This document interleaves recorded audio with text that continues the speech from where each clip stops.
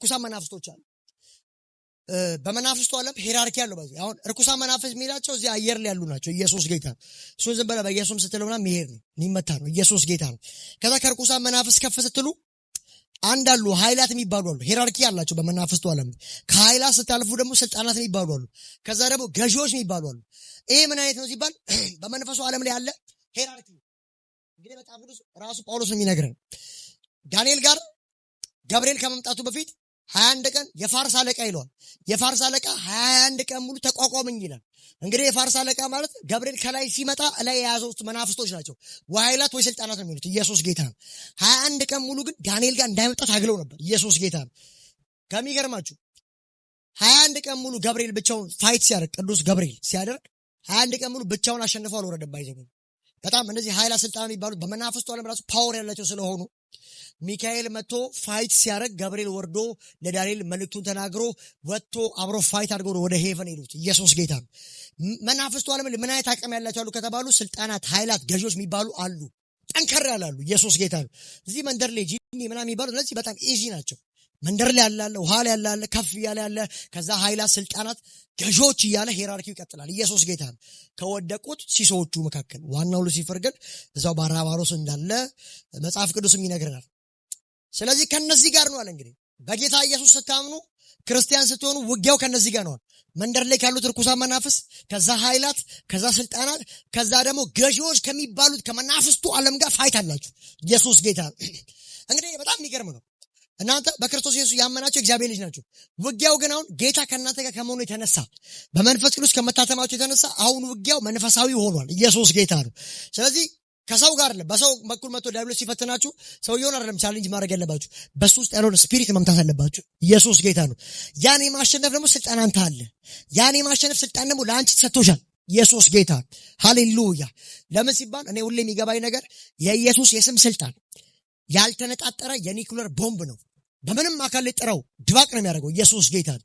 የኢየሱስ ስም ስትጠሩት የሚቋቋመው አካል የለም። ኢየሱስ ጌታ ነው። ስለዚህ ከነዚህ ጋር ነው አለ። እንግዲህ በጌታ አምናችሁ እግዚአብሔር ልጅ ሆናችሁ ምን አይነት ጌታ ፖዚሽን እንደሰጣችሁ በመናፍስቱ ዓለም ስልጣን መጽሐፍም ሲናገር እባብና ጊንጡን ትረግጡ ዘንድ በጠላት ኃይል ትጫሙ ዘንድ ስልጣን ሰጥቻችኋል። ስለዚህ እባቡን ትረግጡ ዘንድ ዘንዶውን ትረግጡ ዘንድ ስልጣን አለሽ። አንቺ ስልጣን አለ። አንተ ዲያብሎስን ተቃወሙት። በተቃወማችሁ ሰዓት እሱ ከናንተ ይሸሻል። ለምን እንደዚህ ይባል? ጌታ ከናንተ ጋር ነው። ሐዋርያቶችን መጨረሻ ላይ ካሰናበታቸው በኋላ ሂዱ ለፍጥረት ሁሉ ወንጌልን ስበኩ፣ በአብ በወልድ በመንፈስ ቅዱስም እያጠመቋቸው ደቀ መዛሙርት ያደርጓቸው አስተምሯቸው ካለ በኋላ እስከ ዓለም ፍጻሜ ከናንተ ጋር ሆናለሁ። ኢየሱስ ጌታ እስከ ዓለም ፍጻሜ አጋንንት ሊያወጣ በስሙ እስከ ዓለም ፍጻሜ ደዌን ሊፈውስ እስከ ዓለም ፍጻሜ ድረስ ትልልቅ ተአምራትና ትልልቅ ድንቅ ሊያደርግ ጌታ ከኛ ጋር እንደሆነ ቃል ገብቶላል። ስለዚህ እነዚህ ኃይላት፣ ስልጣናት፣ ዙፋናት የሚባሉትን የምናሸንፍበት አንድ ስም አለ። እሱም የናዝሬቱ ኢየሱስ ነው። ሃሌሉያ። አሁን ይህን ነገሮች ጳውሎስ ሚስጥር አውጥቶ ሲነግረን ወይ እንድትፈሩ ወይ ደግሞ ወይኔ እንድትሉ አይደለም። እነዚህ አሉ፣ ግን ከነዚህ በላይ ሆነ ኢቭን ኢፍ የነዚህ ፈጣሪ የሆነው ኢየሱስ ከናንተ ጋር ነው። ኢየሱስ ጌታ ነው። ይሄ ዲያብሎስ የሚለውን ትምህርት ስንማር ዩቲዩብ ላይ ያለ ፍጡር እንደሆነ በጣም ኢዚ እንደሆነ በጣም አውርተናል። ዴመን ፍጡር ነው። ኢየሱስ ጌታ ነው። እኔ በእግዚአብሔር መልክና ምሳሌ የተፈጠርኩ የእግዚአብሔር ፍጥረት ነኝ። እሱም የእግዚአብሔር ፍጡር የሆነ ግን ስፒሪት የሆነ ነው። ኢየሱስ ጌታ ነው። ዲያብሎስ ከኔ በምንም አይበልጥም። ኢየሱስ ጌታ እሱም የእግዚአብሔር ፍጥረት ነው። እኔም ደግሞ የእግዚአብሔር ፍጥረት ነኝ። እኔ እንደው ከፍ የሚያደርገኝ አንዱ ነገር ምንድነው? እኔ በእግዚአብሔር መልክና ምሳሌ ተፈጥሬያለሁ። እሱ ግን ልዑልን ለመጋረድ ለኪሩብ ተፈጥሮ ነበረ።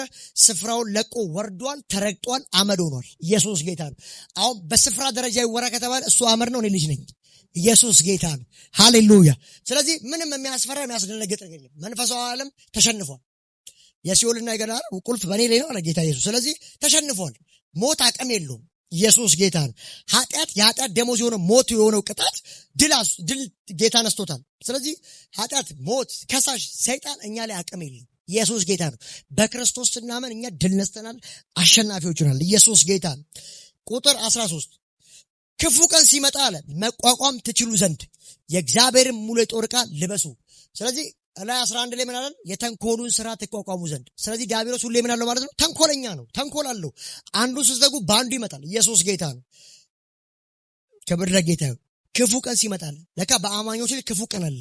በዚህ ቀን ክፉ ቀን ሲመጣ አለ መቋቋም ትችሉ ዘንድ። እሺ ጳውሎስ ስትሉት የእግዚአብሔርን ሙሉ የጦር ዕቃ ልበሱ። እሺ እነማን ናቸው? የእውነት መታጠቂያ፣ የጽድቅ ጥሩር፣ የወንጌል ጫማ፣ የእምነት ጋሻ፣ የመዳን ራስ ቁርና የመንፈስ ሰይፍ፣ እነዚህ የእግዚአብሔር ሙሉ የጦር ዕቃ ናቸው ብሎ ያስቀምጣል። ከዛ እንደዚህ ይላል፣ ሁሉን ከፈጸማችሁ በኋላ ጸንታችሁ መቆም ትችላላችሁ። ምን ከያዛችሁ? ሙሉ የእግዚአብሔርን የጦር ዕቃ ከለበሳችሁ ጸንታችሁ መቆም ትችላላችሁ። ዲያብሎስን ድል መንሳት ትችላላችሁ። ምን ስትለብሱ ግን? ሙሉ የእግዚአብሔርን የጦር ዕቃ ስትለብሱት ብሎ መጽሐፉ ይናገራል።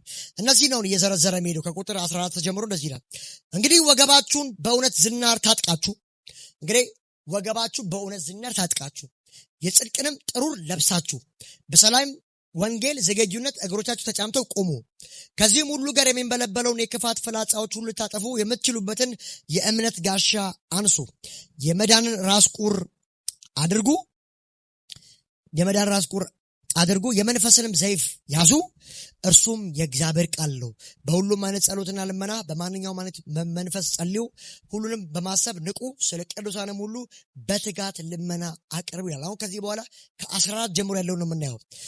እንግዲህ ወገባችሁን በእውነት ዝናር ታጥቃችሁ ያለ። እንግዲህ ጳውሎስ ይህ መጽሐፍ ሲጽፍ ቀጥታ እያየ ያለው አንድ ሮማዊ እያስተማረ ያለው ይሄ መልእክት ሲጽፍላቸው በእስር ቤት ነው፣ በሮም እስር ቤት ውስጥ ነው።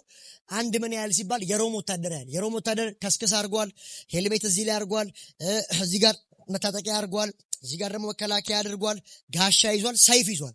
ለጦርነት ሲወጣ ከዛኛው ተፋላሚው ጋር የሚፋለምበትን ሰይፍ ሲወረውር ጋሻው የሚመታበት፣ በዚህ ጋር አልፎ ቢመታው ደግሞ እዚህ ጋር እንዳይነካው ደግሞ ሱሪው እንዳይወድቅበት መታጠቂያ አድርጎ ትልቅ ጫማ ከስክስ አድርጎ ይፋለም። ኢየሱስ ጌታ ነው። ይህን ሰው እያየ ጳውሎስ መንፈሳዊ ሪቪሌሽን ለእኛ ይጽፍልናል። ሚያየው ሰው ነው፣ ሚያየው ወታደር ነው። ለእኛ ግን ወታደሩ ያደረገው ልብስ እያየ መንፈሳዊ አቅምን ያስተምረን። ኢየሱስ ጌታ።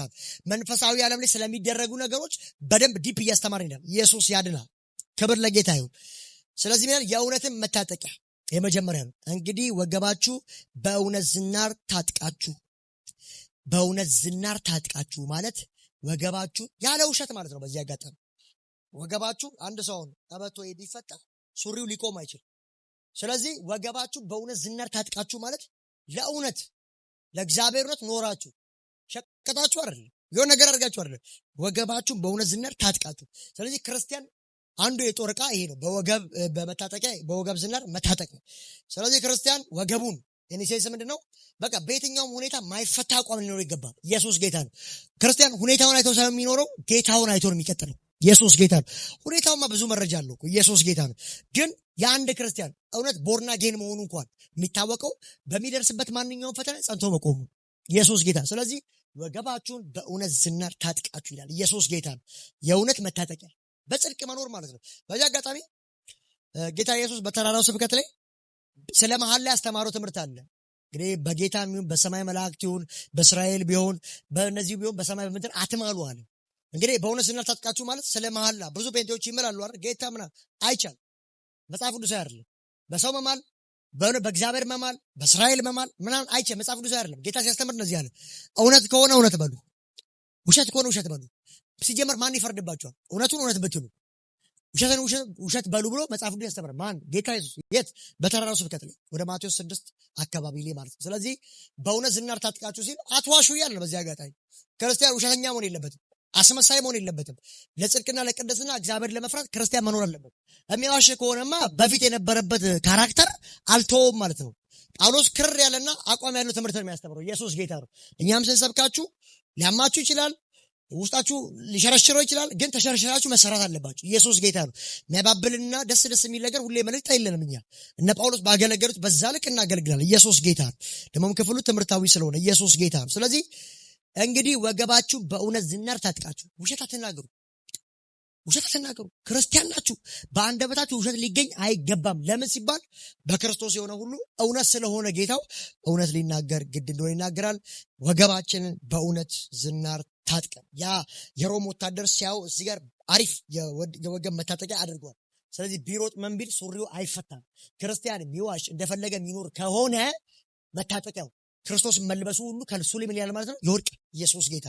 ስለዚህ ይሄ እንዳይወርቅብን በአሕዛብ መካከል የጌታ መሆናችን እንዲታወቅ ሁላ በዚህ በዝናር መታጠቂያ ጸንተን መቆም እንዳለብን መጽሐፉ ይናገራል። ኢየሱስ ጌታ ነው። ሁለተኛው የጽድቅንም ጥሩር ለብሳችሁ ይላል። ጥሩር የሚለው ባይዘው እዚህ ጋር ያለው የጽድቅ ጥሩር አሁን ልክ ያኛው ይሄ የሮም ወታደር ቀን እንዳልጋችሁ ጋሻ አለው፣ ሰይፍ አለው። እዚህ ጋር ደግሞ እንትን አለ፣ ጥሩር አለ። ጥሩር ማለት ደረት ላይ የሚደረግ ነው። እዚህ ላይ ከብረት የተሰራ ደረት ላይ የሚለበስ ልብስ ነው። እንደዚህ በአንገት በኩል ጠልቆ የሚገባ ነው። ይሄን ጥሩር ካደረገ ፋይት በሚያደርግ ሰዓት አልፎ እንኳን ሰይፍ ቢመጣ ከጋሻው ቢያልፍ ከሰይፉ ቢያልፍበት እዚህ ጋር ሲመጣ እንዳይጎዳውና ስጋውን እንዳይነካው ይሄ የጽድቅ ጥሩር ይከላከልለታል። ኢየሱስ ጌታ ነው። ያወራለው መንፈሳዊ ነው። የዲያብሎስን የክፉ ስራ ተቋቋሙ ዘንድ የጽድቅን ጥሩር ልበሱ።